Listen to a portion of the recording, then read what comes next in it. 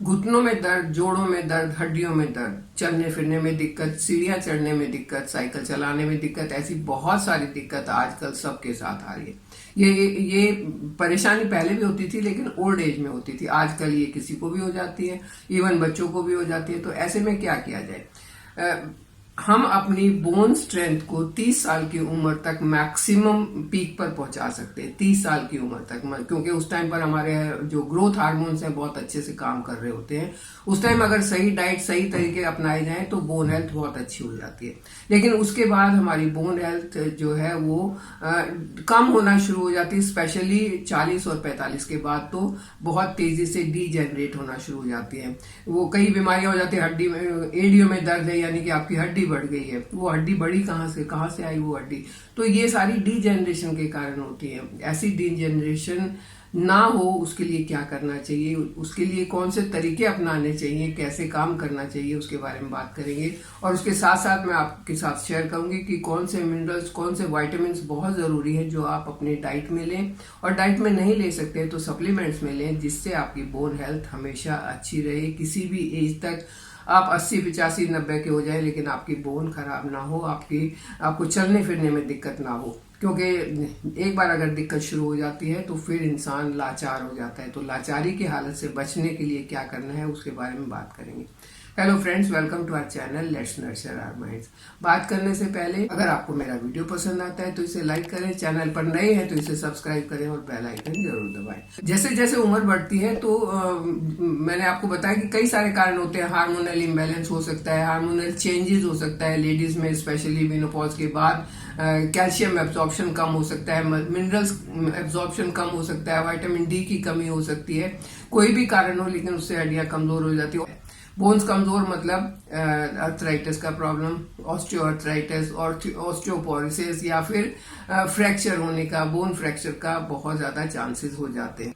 Pen चाहे कहीं भी हो, knee pain, shoulder pain, elbow pain, low back एक अगर होता है, कोई भी अगर पेन है तो वो हमारे वात दोष के कारण होता है। बॉडी में वात बढ़ जाता है और ये पेन का कारण बनता है जब इन्फ्लेमेशन होता है। और ये सब चीजें मिलके जो हमारी हड्डियों का दर्द है उसको और भी ज्यादा बढ़ा देती हैं। तो पहला नियम तो यही है कि ऐसी चीजें खानी बंद कर देनी चाहिए जो वात को बढ़ाती हैं। उसके साथ साथ कुछ और भी सारी चीजें हैं जिनको हमें काम में लाना होगा, जिनको हमें प्रयोग करना होगा, जिससे हम अपनी हड्डियों को हमेशा मजबूत बना के रख सकें। जैसा मैंने आपके साथ बात की कि मैं एक सप्लीमेंट भी शेयर करने वाली हूँ, तो वो सप्लीमेंट है फाइटिका का स्ट्रॉन्ग बोन्स। स्ट्रॉन्ग बोन्स, या जैसा कि नाम से ही आपको पता चल रहा है कि बोन्स को स्ट्रॉन्ग रखेगा, क्योंकि इसके अंदर कॉपर है, जिंक है, इसमें कैल्शियम है, विटामिन D3 है, इसमें विटामिन K2 है। जो सारे विटामिन हैं वो एक दूसरे की हेल्प करते हैं आपकी बोन्स को मजबूत करने के लिए। कोई भी एक की कमी हो जाएगी तो बोन्स की स्ट्रेंथ नहीं बढ़ेगी, बोन्स की स्ट्रेंथ कम हो जाएगी, क्योंकि एक विटामिन दूसरे को प्रमोट करता है, एक्टिवेट करता है, दूसरा तीसरे को एक्टिवेट करता है, और इस तरीके से ये सब मिलके बोन हेल्थ को एक्टिवेट करते हैं। तो सबकी बहुत ज्यादा जरूरत है, और मैं ये फाइटिका इसलिए रिकमेंड कर रही हूँ कि इसमें ये सारी चीजें जो है वो एक प्रॉपर रेशो में है। आप अलग अलग लेते हैं, अगर आप कैल्शियम अलग लेते हैं और डी की कमी है तो आपका कैल्शियम अब्जॉर्ब नहीं होगा। आप विटामिन डी लेते हैं लेकिन आपने जिंक नहीं लिया तो वो एक्टिवेट नहीं होगा। तो ऐसा हमें अलग अलग नहीं लेना है, एक ऐसी चीज लेनी है जिसमें सारी चीजें मिल जाएं और सारी चीजें मिलके हमारी बोन हेल्थ को अच्छा करें। और उसके लिए फाइटिका का स्ट्रॉन्ग बोन्स बहुत ही अच्छा है, बहुत ही अच्छा ये सप्लीमेंट है, इस पर भरोसा किया जा सकता है। आप इसको लेना चाहें तो इसका लिंक डिस्क्रिप्शन बॉक्स में मिल जाएगा, आप वहां से इसको देख सकते हैं। हमारे शरीर में इतनी ताकत होती है कि वो सारी उम्र बोन्स की रीबॉन्डिंग करता रहता है। छोटा बच्चा होता है उसकी छोटी छोटी बोन्स होती हैं, बड़ा होता जाएगा उसकी बोन्स भी बढ़ती जाएंगी। कैसे बढ़ती हैं? वो रीबॉन्डिंग होती रहती है, बोन्स बनती रहती है, जैसे जैसे बॉडी की जरूरत है उस हिसाब से बोन बनती रहती है। लेकिन रीबॉन्डिंग के लिए सबसे ज्यादा जरूरी है कि बोन्स को जो चीजें चाहिए वो उसे मिलनी चाहिए। उसको विटामिन डी चाहिए, उसको कैल्शियम चाहिए, उसको जिंक चाहिए, उसको फॉस्फोरस चाहिए, वो सारी चीजें उसको मिलनी चाहिए आपकी डाइट के थ्रू। आप जो भी खाना खाएं वो इस चीज का ध्यान रखें कि ये सारे विटामिन और ये सारे मिनरल्स आपको उसमें मिल रहे हैं। लेकिन किसी कारण से मिनरल्स की कमी हो गई है, नहीं मिल पाए हैं, तो सप्लीमेंट भी ले सकते हैं। और सप्लीमेंट ऐसा लेना चाहिए जिसमें सारी चीज कंबाइन हो, एक एक अलग अलग नहीं लेना चाहिए, क्योंकि अलग अलग लेने से किसी एक सप्लीमेंट के एक्सेस होने के चांसेस हो सकते हैं, जो अगेन आपको नुकसान कर सकता है। ये सारे सप्लीमेंट लेने का एक फायदा ये है कि ये आपकी बोन्स को स्ट्रेंथ देंगे, आपकी बोन्स मजबूत होंगी।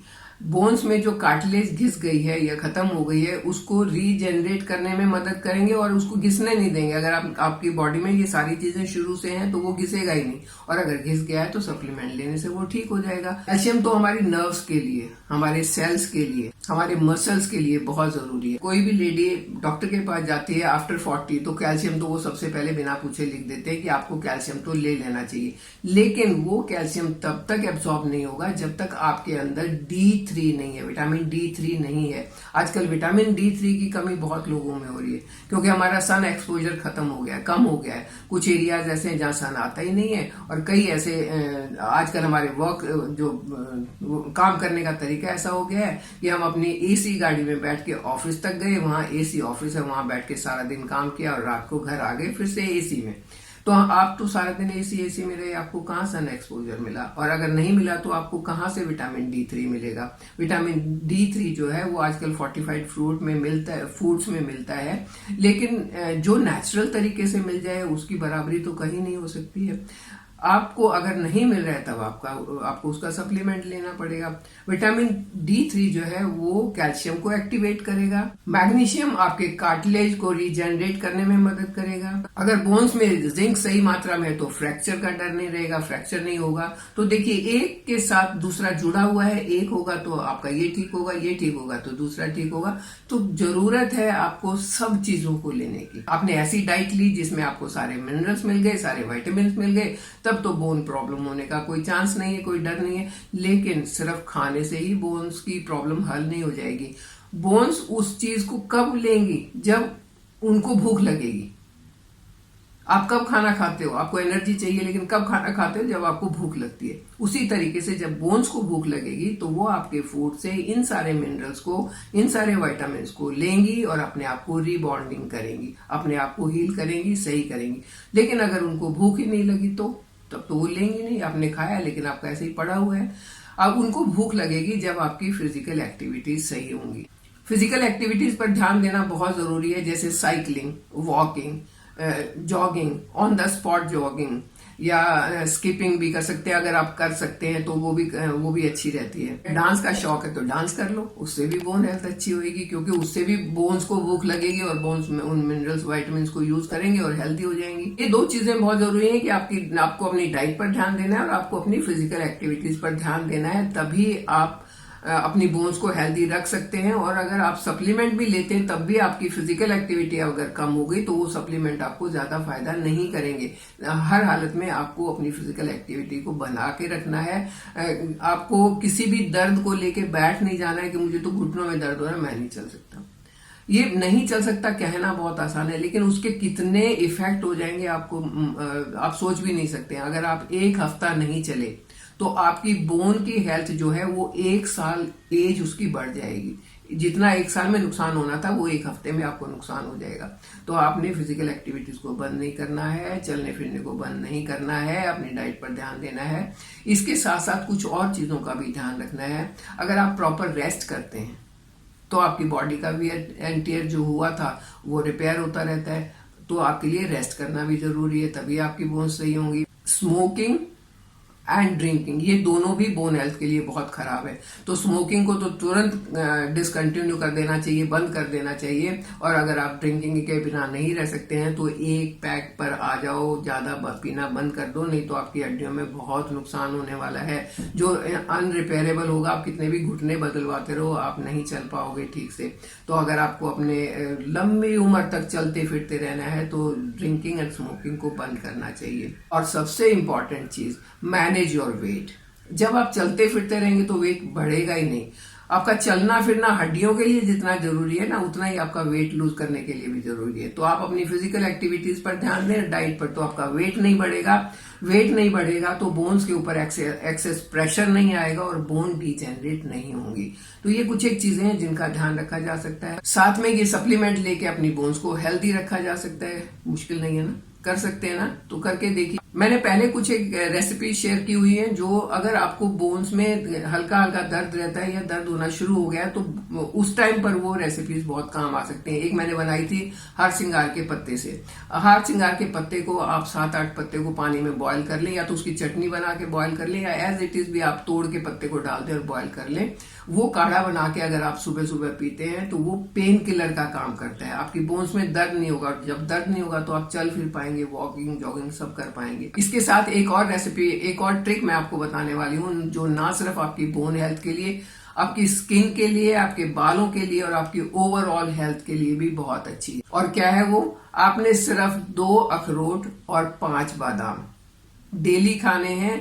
सर्दियों में आप एज इट इज खा सकते हैं, आपने लिया और खा लिया, और गर्मियों में आप उसको रात भर पानी में सोख करके रखते हैं और सुबह उसको खा लें। लेकिन खाना कैसे है वो इंपॉर्टेंट चीज है। आपने ये नहीं कि सारी चीजें मुंह में डाली और कट कट कर 1 सेकंड में खा के खत्म करी, तो कोई फायदा इतना होगा नहीं आपको। आपने एक एक चीज को मुंह में लेना है और उसको इतनी देर तक चबाना है कि वो बिल्कुल लिक्विड हो जाए आपके मुंह में, और उसके बाद धीरे धीरे उसको स्वेलो करना है।